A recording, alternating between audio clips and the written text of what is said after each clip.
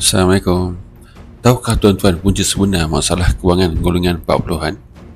Antaranya, tak peduli pasal pengurusan kewangan dari muda. Apa saja yang dapat, semuanya habis dibelanjakan. Tak fikir pasal tabungan. Kononnya rugi kalau umur tak panjang. Lebih baik habiskan semuanya. Kemudian, gaya hidup di luar kemampuan. Tak nak kalah. Bila duit tak cukup, buat hutang, dan hutang. Tabiat buat hutang tu, umur 40-an baru nampak akibatnya. Dan tak pernah ambil peduli pasal risiko. Perlindungan takaful tak ambil. Bila jatuh sakit, hilang kerja, simpanan pun habis. Dan terakhir sekali, bergantung hanya pada satu pendapatan. Gaji satu-satunya sumber income yang dia ada.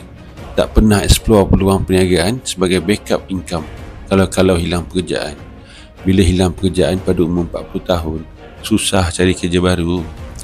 Masuk umur 40-an, ini golongan berisiko tinggi bila ada masalah kewangan, khususnya yang hilang pekerjaan pada usia 40-an dan tak tahu nak jalankan bisnes sendiri.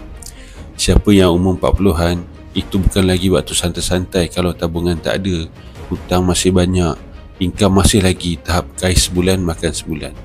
Kena buat sesuatu, belajar ilmu kewangan cepat-cepat dan perbaiki kewangan segera.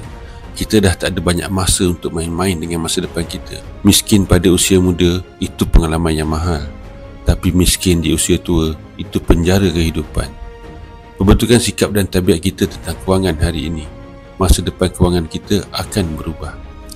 Nak mula menabung emas dengan ilmu? DM saya untuk saya bantu buat pendaftaran secara percuma. Terima kasih.